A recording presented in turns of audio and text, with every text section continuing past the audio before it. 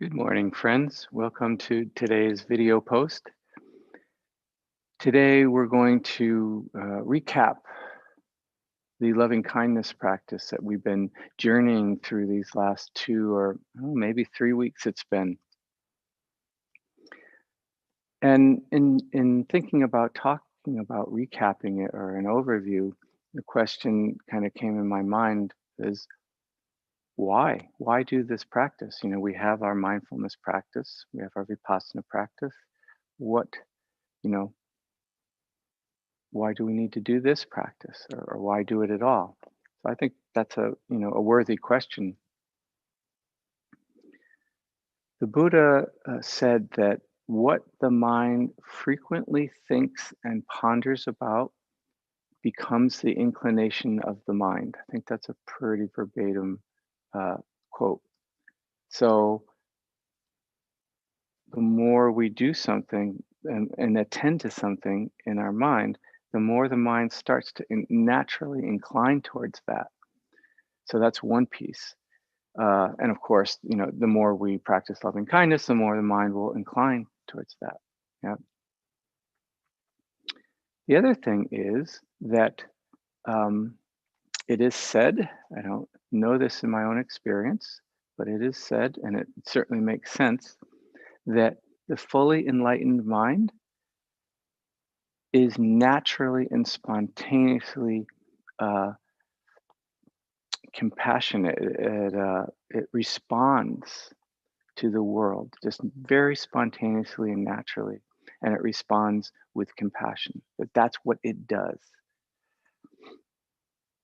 And so when we are cultivating, and just by the way, compassion is simply loving kindness directed towards or meeting the suffering in the world. So that quality of heart that is loving kindness, when it turns towards and or meets the difficulty and the suffering in the world, that experience is compassion. So when we're cultivating loving kindness, and when to whatever degree this is present in the mind, we are actually practicing an enlightened activity. We are being enlightened activity in that moment. And so that is a really important reason to practice loving kindness. We're actually behaving, the mind and heart is behaving the way a heart and mind of an enlightened being would.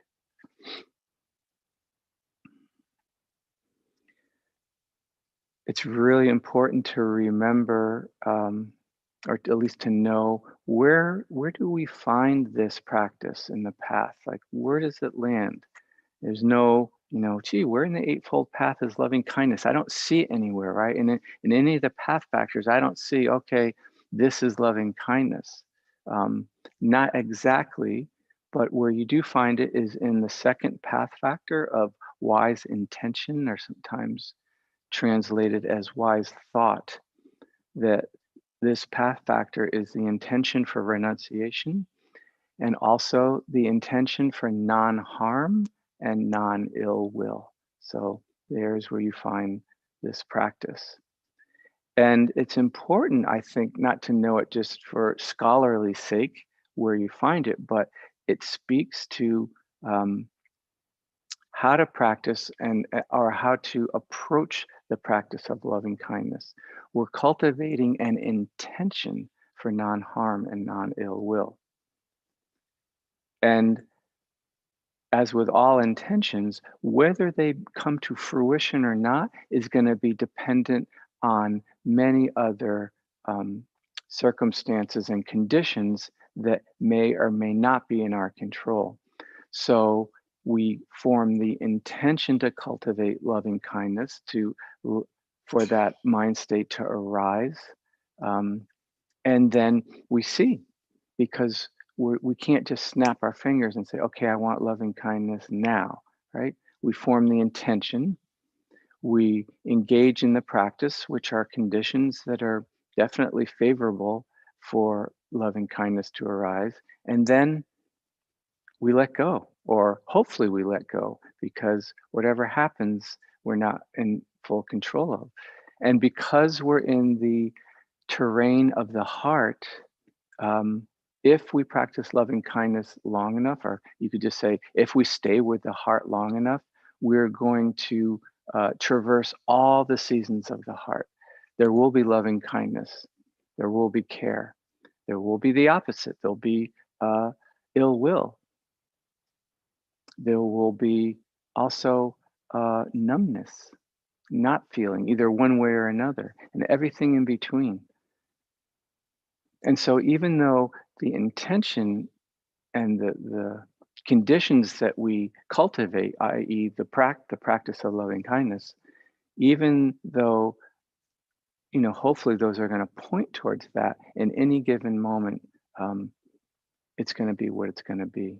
So, just really important to remember that because of um, how we're going to visit all the places of the heart. If we don't have this clear in our mind, um, it's very easy to start judging ourselves. Geez, I'm sitting here practicing loving kindness and my heart feels like a cold stone. There must be something wrong with me. I must be doing the practice wrong. That whole rabbit hole that we can start to go down. When in truth, it's just, no. If we show up and engage in the practice of loving kindness, we are fulfilling this intention to try and cultivate it. And in that way, it's complete. It actually doesn't matter, what happens during that practice period. So that's a really important one that I wanted to revisit. I've offered some different ways to connect with the heart, and if there's time, we'll review them. Starting with the somatic approach, literally just feeling the heart, feeling it, like wherever you feel it is. Put a hand there. Talked about breathing in and out of it. Place just letting the attention rest there and feeling that part of the body. So somatic approach.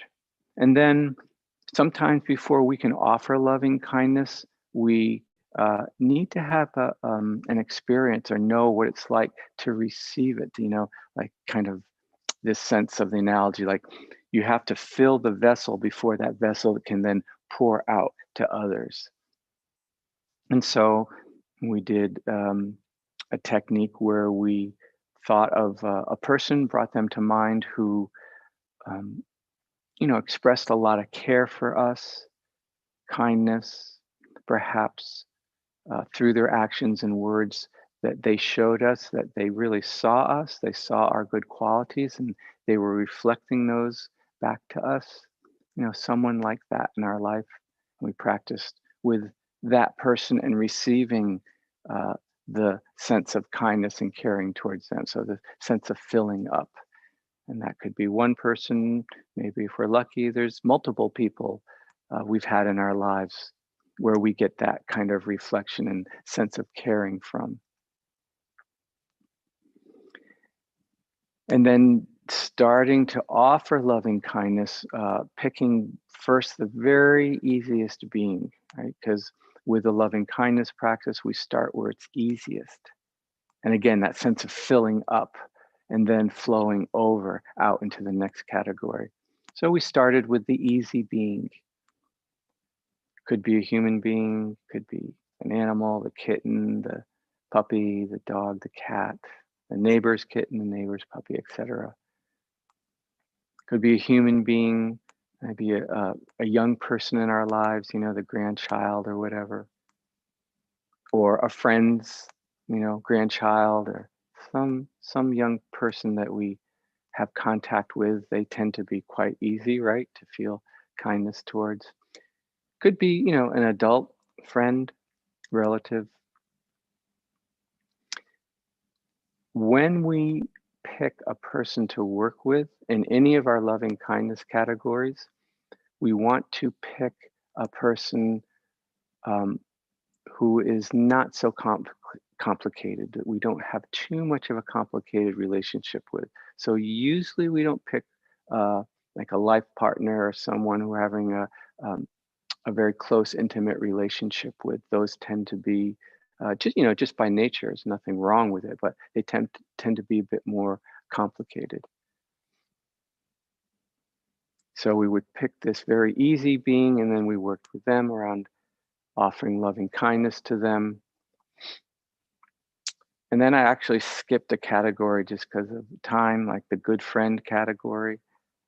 And we went straight to the neutral person, which is interesting because we really don't know this person. We know of them, like we've met them, or someone at work or clerk at a store.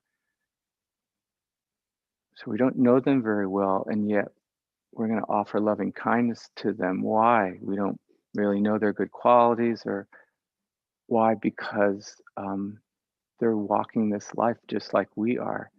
They have the same kind of, not in details, but in general, the same, desires for happiness, same moving away or fear of suffering and pain. And so, they're a sibling on this path. We can wish them kindness just because of that. Just because I know I would want to be happy, and so, gee, if they're so similar to me, then it means they want to be happy too. Okay, let me support that in them. Let me wish them happiness and kindness and care. And then the difficult being, again, starting with the easiest difficult being, maybe someone where there's a little bit of annoyance, maybe finding some good qualities about this being. Yeah, that's true. They act this way, which annoys me and it grates with me. But over here in this arena, they're quite nice. Look at what they do over there. Okay, let me wish them well. And then the last, you could say, category is all beings. Just sending it out to all beings, and the analogy of the sun shining down on everything, not picking and choosing, in the sense of the loving kindness flowing outwards to all beings without picking and choosing.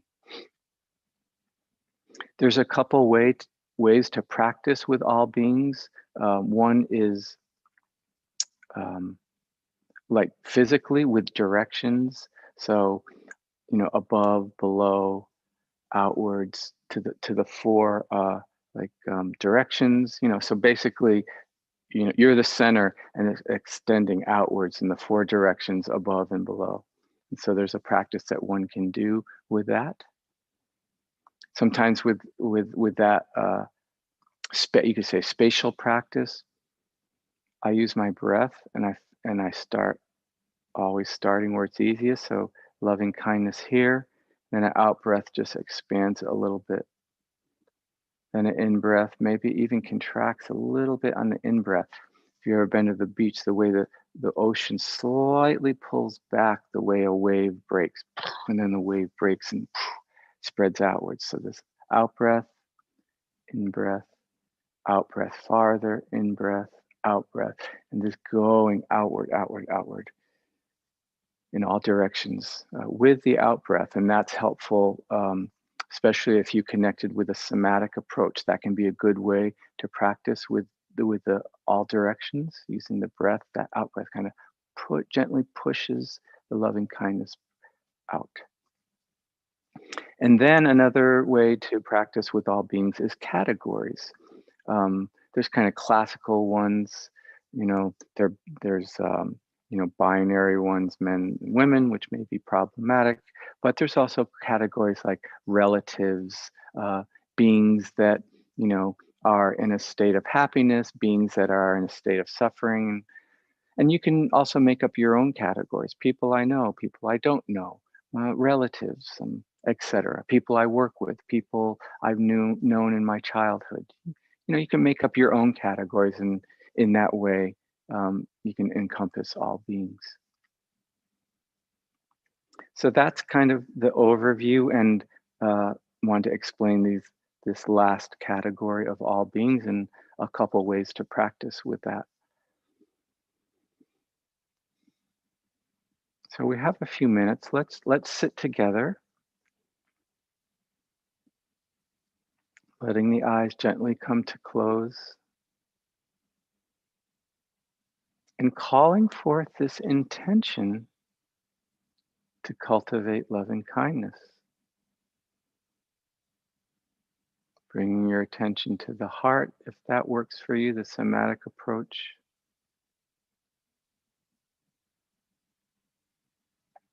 Feeling that place in the body.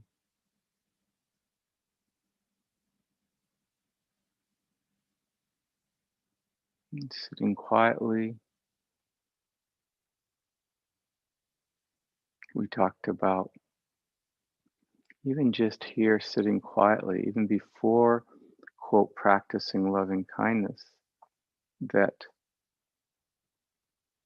it's actually a kind thing to do for oneself, to give oneself the time, the space to rest, to allow the body and the mind to settle. That itself is like an act of kindness towards oneself, of loving kindness. Maybe, we can feel into that even as we sit here.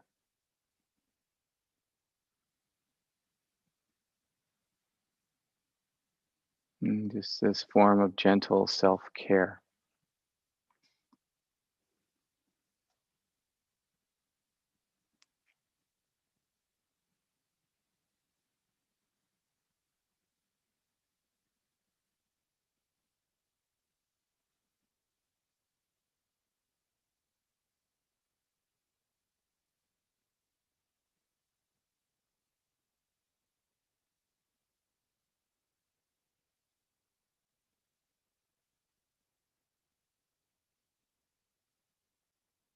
Maybe you bring to mind that the easy being you've been practicing with,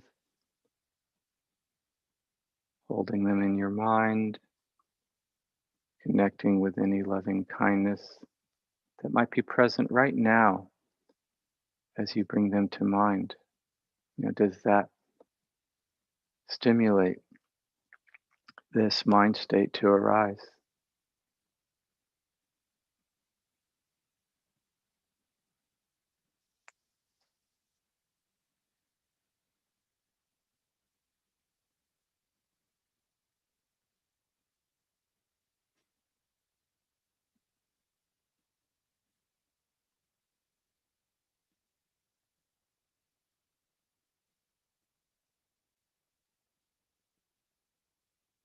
And then if you had the time, encourage you to practice this on your own. If you connect with it, you could go through the different categories all the way through if you wanted to all beings.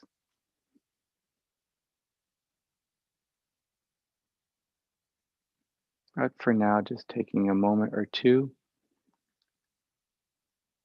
sitting here, whatever position you're in, connecting with the heart just as it is, whether loving kindness is present or absent, connecting with the heart just as it is.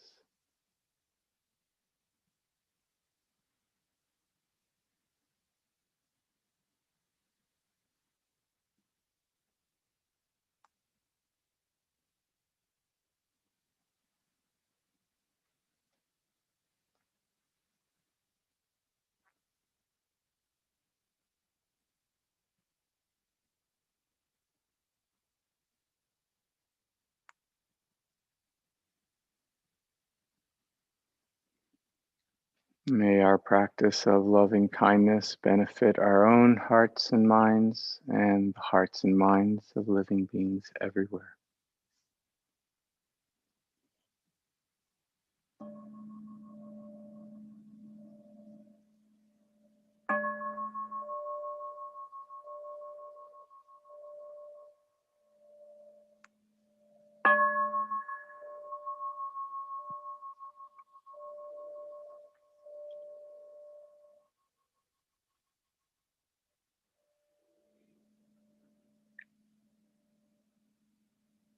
We have the the formal aspect of the loving kindness practice, and then, informally in our daily life. Talked about, the just practicing loving kindness, perhaps when you're out and about and you see someone and the thought comes and the inclination is there, you just wish them happiness, just in your own mind. May you be happy. May you be well today. Loving kindness, other times during our daily life, talked about, I think I talked about the sense of maybe just moving a little bit more slowly through our lives and feeling the kind of softness and tenderness that can come, and the care for whatever we do. I reach down to pick this up. And there can be a sense of caring with that. Just, instead of grabbing something quick, just slowly, grabbing. It doesn't have to be real slow. And one can feel the sense of care towards whatever we touch and do. It can manifest through the body in this a little bit slower, just a little bit slower, a little bit softer movement. So we can engender the loving kindness that way. Going to sleep is a great time to do it as you're falling asleep, or for those of us who wake up in the middle of the night, 3 in the morning, we can't get back to sleep. Instead of struggling and trying to, worrying about getting back to sleep, great time to do the loving kindness practice. So there's ways that we can bring this into our daily life as well. Okay, friends, that's it for now. Certainly, we could practice a year with this loving kindness. Just wanted to offer a little taste. And just circling all the way back. Why now? Well, because of this great divide that we're experiencing in our society, and the othering and the us and them, and how much ill will can arise from that. So bringing the loving kindness to bear on this situation to mitigate that ill will. Okay, I will see you. When will I see you? Next Tuesday, and we'll start on a different theme. Okay. Till then, I wish you well in all ways. Okay. Bye-bye.